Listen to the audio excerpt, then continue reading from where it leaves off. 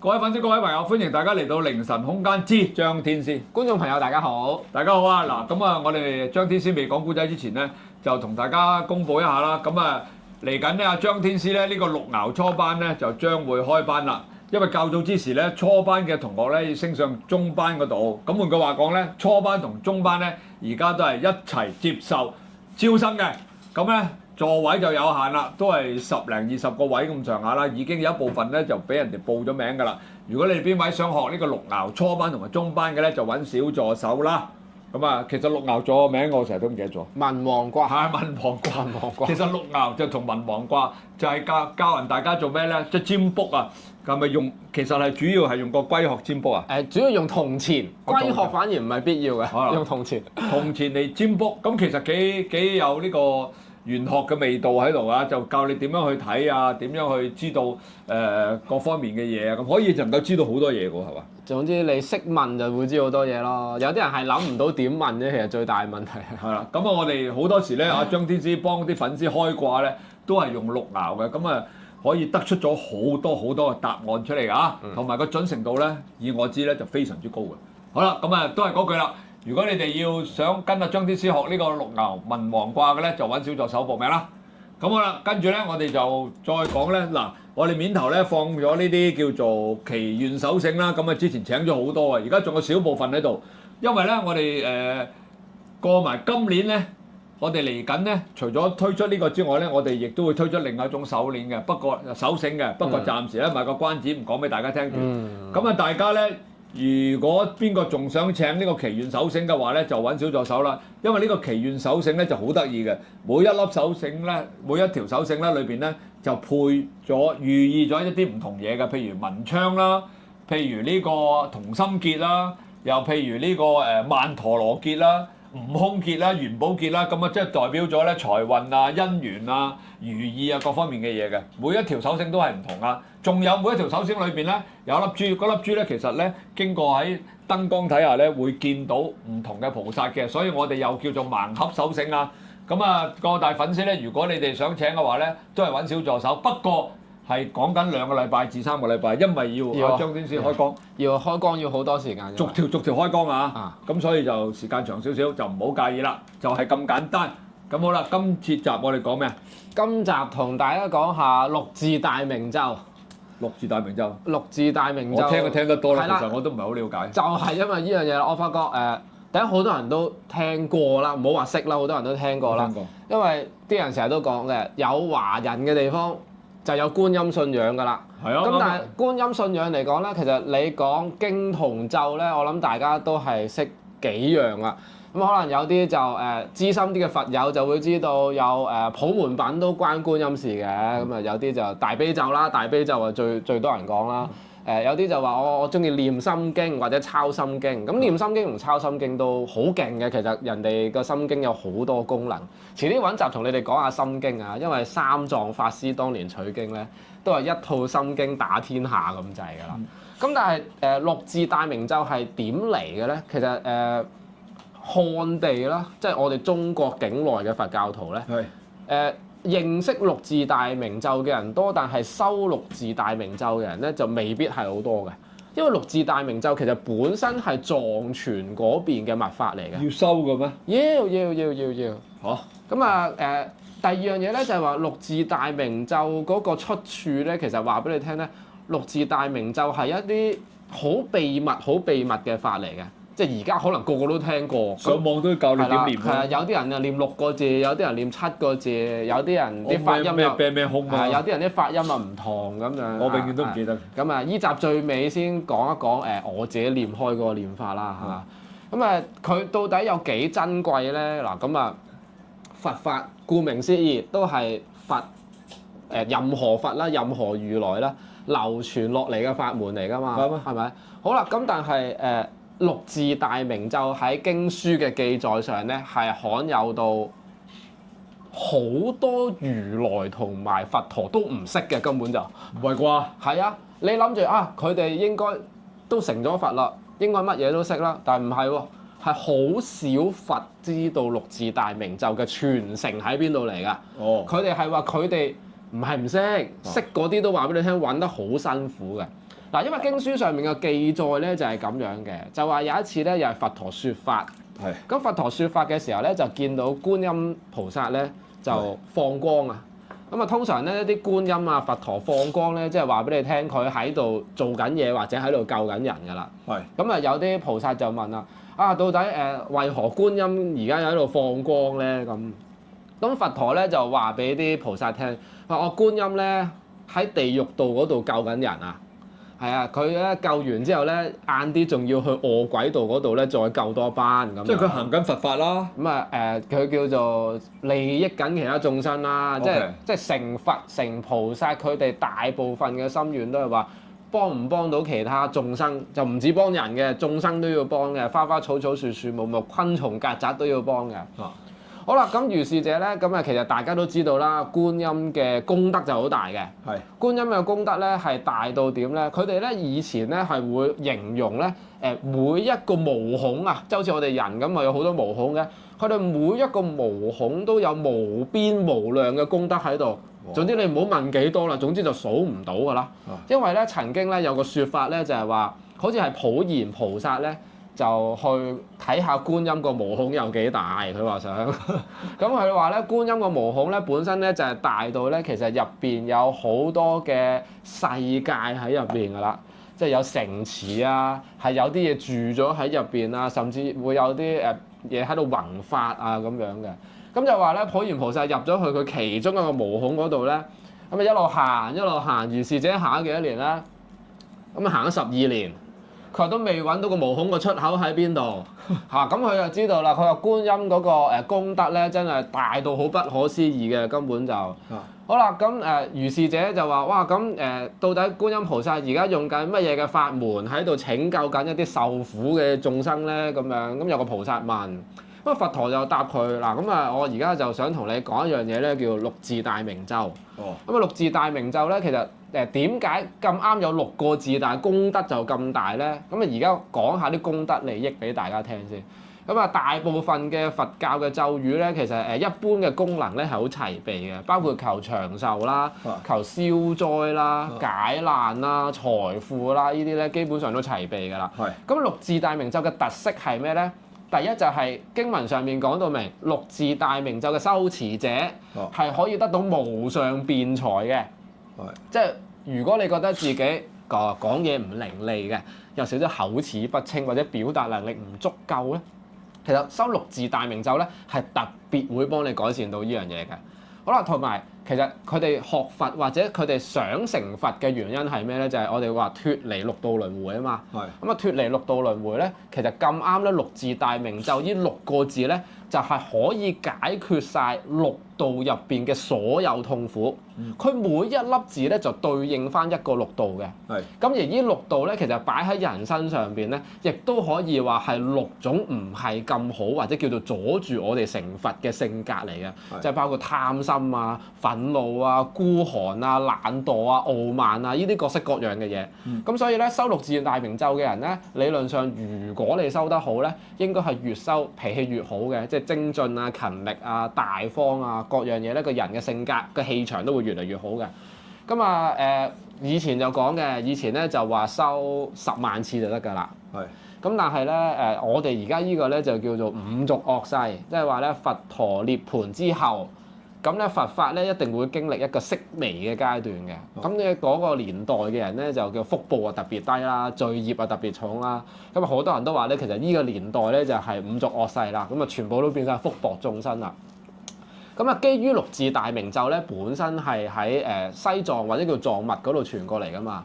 咁其實藏地嗰邊咧有個講法嘅，就係話凡親經書上邊同你講，依個咒要持誦幾多次為之功德圓滿，或者叫做有一個初步嘅修成正果咧，喺而家呢個世界上邊咧，你要將呢個數字乘翻4倍。因為而家嘅我哋咧個腹底咧係弱啲嘅，所以你乘翻4倍咧先有經書記載嗰個功能嘅。喂，住先，咁你講咗咁多咯，而家都仲係一頭霧水啊！咁究竟六字大明咒咧，俾我哋有咩用啊？嗱，唔係講有咩用住，我哋講咗六字大明咒係點嚟嘅先。因為六字大明咒嗰個罕有程度咧，喺佛法上邊係好少見嘅。嗱，你諗下佛陀希望大家都成佛噶嘛，即係佢唔會收埋唔教你噶嘛啲嘢。佢唯一會唔教你嘅係咩咧？就係、可能佢都未得到嗰個法術嘅傳承，所以佢就冇得教，佢根本就。咁啊頭先講翻我哋個故事啦，就係喺度講緊觀音菩薩放光嗰度救緊地獄道嘅眾生啦。咁有啲菩薩咧就詢問佛陀，咁佢點樣救啊？咁啊佛陀就話佢用六字大明咒嘅，有一個叫大明咒嘅佛法嘅方便法門咁樣。咁啊有啲菩薩咧聽到啲嘢好咧，就想去求法啊，即係佢覺得咧如果呢樣嘢學完幫到人咧，我係一定要學嘅，我用幾大嘅決心都要學嘅。咁佢就想問佛陀，喂，我想學佛陀，可唔可以教我咁樣？咁佢自己發下嗰個大願，或者叫做佢點樣同佛陀講表明自己嘅決心咧？佢話縱使呢樣嘢有幾難學，或者幾難去尋找都好啦。如果我寫到啲筆都斷晒，寫到啲墨水都乾晒，我願意以我嘅皮膚為紙張，以我嘅骨頭為寫嘢嘅筆，以我嘅血液為墨水，繼續去書寫六字大明咒嚟利益眾生。好啦，咁啊佛陀咧又唔係第一時間教佢喎，佛陀咧就同佢講嗱，其實就咁嘅，六字大明咒咧就真係太過罕有啦。佢罕有到咧，我行咗無數嘅佛國土，供養咗無數嘅佛陀，都揾唔到有邊個話識可以傳個法門俾我。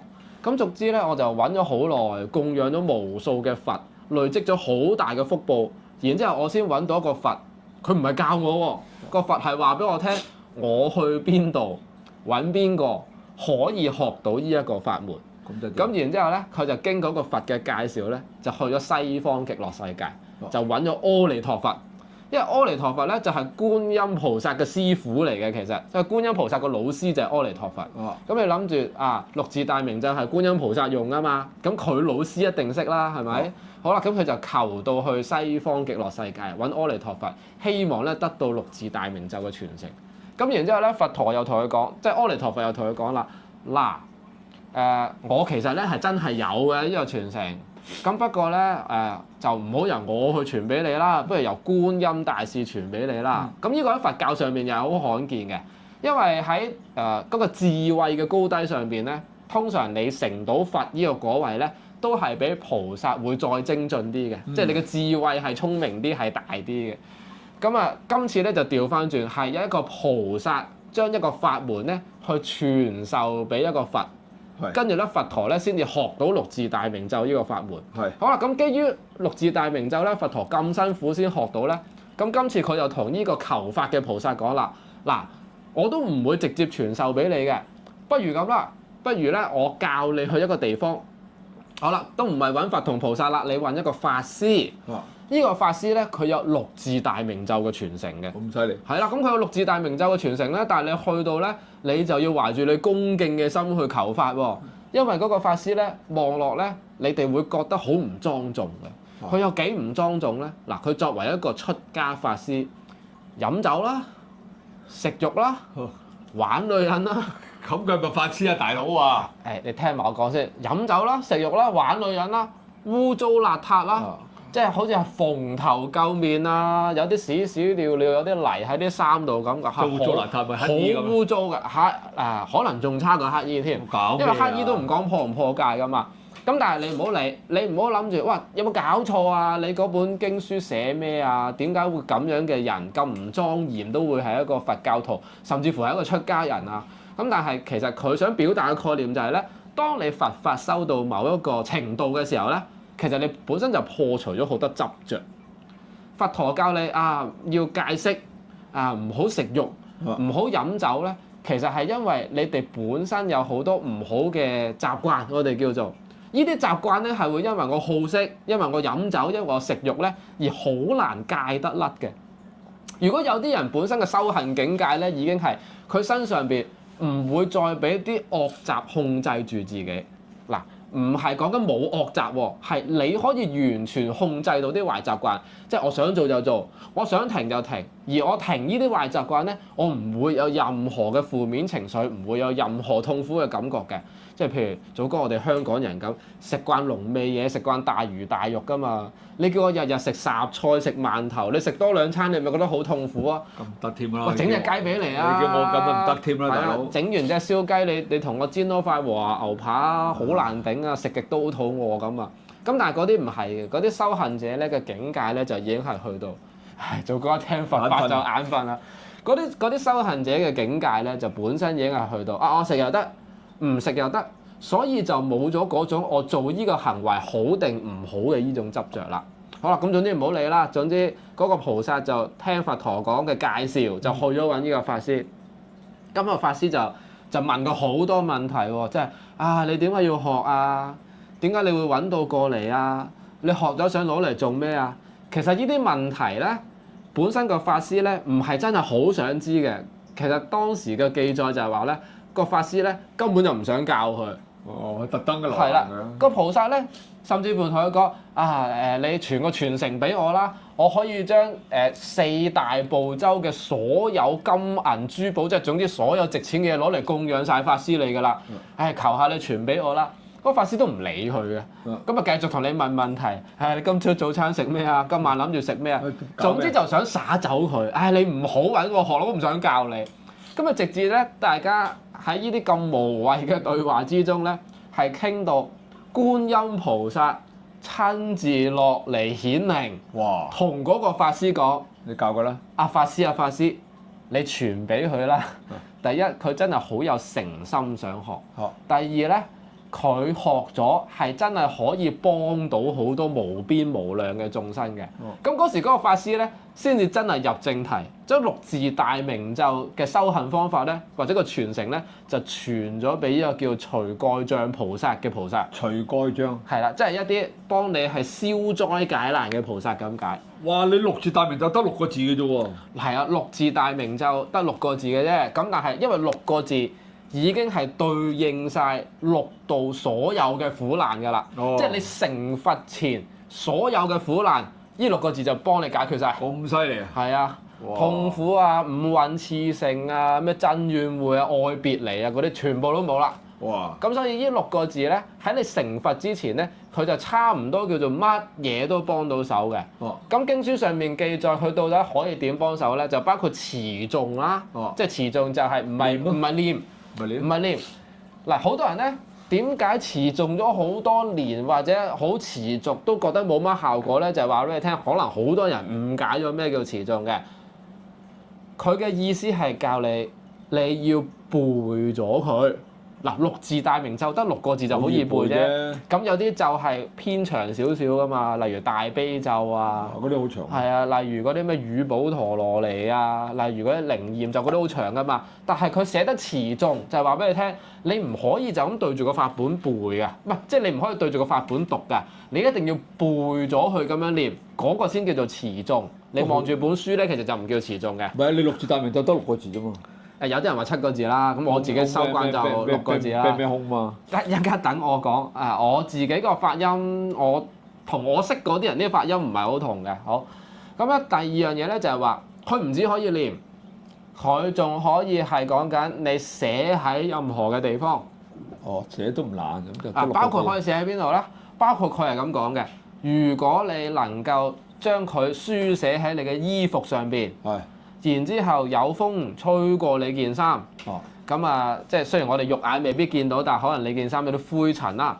你呢件衫因為受到六字大明咒嘅加持，吹出嚟嘅灰塵掂到嘅所有地方，全部都俾六字大明咒祝福晒。哇！我快啲學到如果咁樣咁犀利就。餓鬼嘅就唔再肚餓，地獄嘅就即刻升天，全部都有福報。哇！咁我咪要學咯。係啦，咁你又可以祝福一啲病人好返啦！哇，咁犀利！係啊，甚至乎一啲有啲法師會咁講嘅，即係話有時我哋可能食剩啲嘢啊，食剩啲嘢咧，咁你食唔落㗎嘛，咁你夾硬食，你又胃痛食唔落又浪費喎。咁有時咧，我哋想佈施出去咧，佢就話你用六字大明咒去祝福你食剩嗰啲嘢。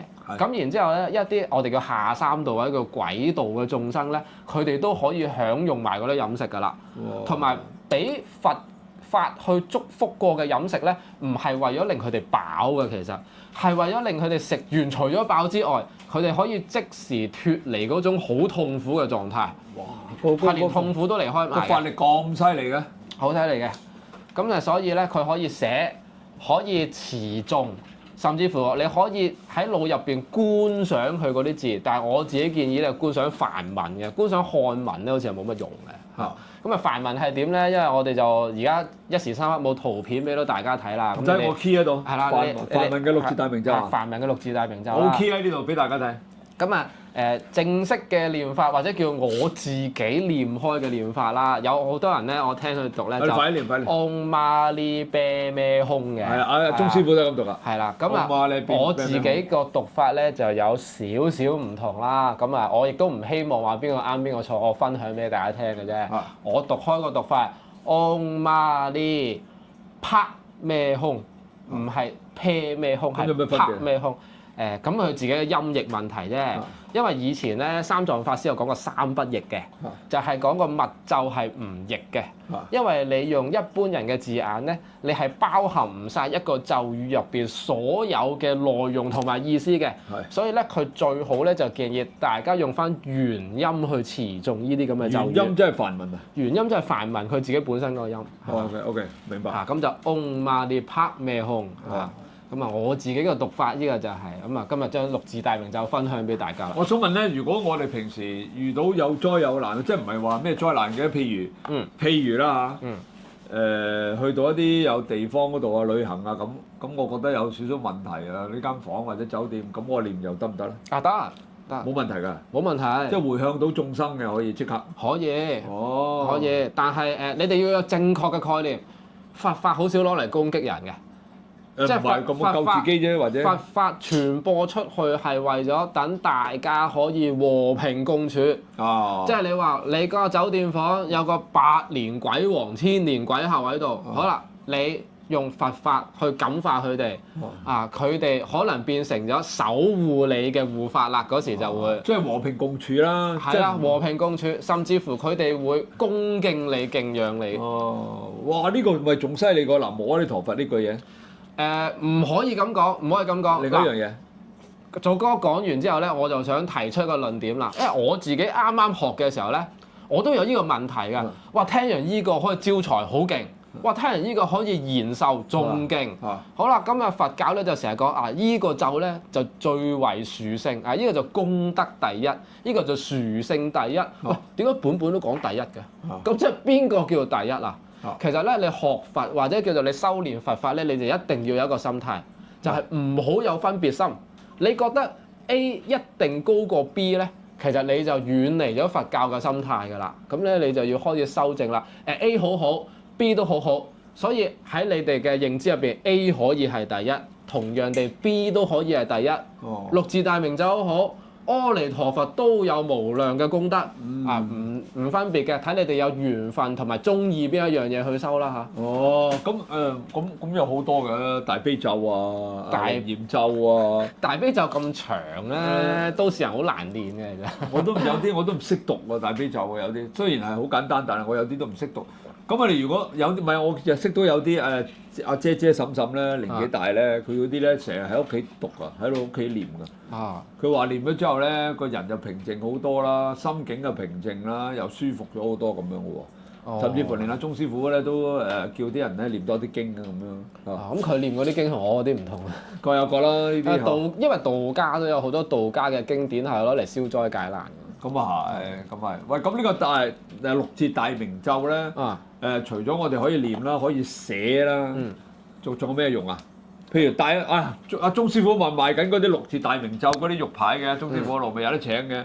其實即係所有嘅飾物、所有嘅紙張，甚至乎由把口出嘅，都可以有個庇護嘅作用喎。嗱，應該咁講啦。如果喺正統嘅記載上邊咧，你哋睇翻西藏地區咧，佢哋咪有好多法輪同埋一啲經幡喺度嘅，咁佢哋上面寫咗嗰啲咧，其實好多都係寫六字大明咒嘅，就係因為根據個記載咧，就話你只要寫咗六字大明咒喺一個地方，我頭先都講得唔係太好嘅，其實唔應該話寫三，你寫喺任何地方，然之後嗰個地方如果係有風吹過嘅，嗰啲風都會帶住六字大明咒嘅功德一路傳播開去嘅。哇！如果咁樣，喂，我見到咧，阿鐘師傅咧嗰個我哋有冇阿鐘師傅嗰個六字大明咒嗰個牌喺度啊？你攞個出嚟，我想問一問你咧，佢裏邊寫啲字咧，嗰啲字唔係我哋普通我哋而家嗰啲繁體或者簡體字嚟嘅喎，嗰啲咩字嚟嘅？啊，你嗰隻係繁體字嚟嘅，你嗰隻係漢字嚟嘅，但係我都未見過啊！嗰啲字咧，幫我攞嚟睇。因為音譯㗎嘛嗰啲字。嗱有個口字做個牛，空咯。呢個係咩簡體字啊？呢個係繁體字啊？係呢啲本身係普通中文。口字做個八，本身中文字嚟嘅，本身普通中文字嚟嘅，即係我哋嘅繁體字啊。係繁體字嚟㗎。呢個係阿鐘師傅嗰個肉嘴嚟㗎，咁有得請嘅。咁但係咧，我就睇唔明佢嗰啲字咧，我好少見啊。口字做個牛，口字做個熱âm，口字做個爹，口字做個好似個閹字個閹，口字做個麻咁樣，就係即係等於係呢個六字大明咒啦，係啦。哦，即係你喺寫喺任何地方，如果有風吹過嘅，基本上你已經係做緊好大嘅功德㗎啦。哦，就係咁樣啊！嗱，呢個係鐘師傅啊，唔係係啊，唔係我㗎，我未有啲咁殊勝嘅嘢俾大家請。好啦，講翻先。喂，咁啊差唔多啦呢集啊。呢集差唔多啦，因為我見到好多人講六字大明咒。有好多人中意六字大明咒，但係好少講六字大明咒其實係點嚟嘅，想同大家講下啫。哦，呢啲係阿鐘師傅嗰邊嘅，你哋都可以揾小助手請㗎。我就唔明咯，我啱啱接觸嘅六字大明咒，哇，原來咁犀利嘅話，真係好嘢啊！呢啲真啊，可以做到咁多個佛法無邊。啊，呢個係兩邊都丟咗喺度。因為個內容係太過大啦，其實一段片係講唔晒六字大明咒嘅內容㗎，雖然得6個字。咁啊係。因為佢嘅意思就好簡單嘅，佢嘅意思就係歸命如意摩尼寶珠咁樣嘅啫。咁但係你係聽唔明啊！你呢句説話，所以入邊嘅內容太大啦，一集真係講唔晒。咁大家聽下個起源故事先。咁啊，簡單介紹咗啦。總之就係能夠幫助到大家啦，有利眾生啦，可以咁講啊。可以就當係乜都好啦，當係你飾物嘅帶起身，亦都有個保平安各樣噶啦。我就最簡單嘅啦，我啲凡人嚟嘅啫，我冇你哋咁犀利。咁我淨係覺得戴咗舒服咁啊 OK 咯。好啊，就係咁啦。嗱，呢個就係阿鐘師傅嘅六字大明咒嗰個玉牌。好啦，咁呢集我哋到呢度啦，阿張天師啊。好，呢集到呢度啦。好啦，咁啊，大家記住點讚、收藏、轉發、撳個鐘仔。仲有咧，阿張天師嘅呢個六爻初班同埋中班咧，亦都開始接受報名啦。咁啊，仲有啦，呢啲祈願手繩啊、盲盒手繩，如果你哋需要嘅咧，亦都可以揾小助手咯。就係咁多啦。好，今集到呢度，多謝大家，拜拜。拜拜。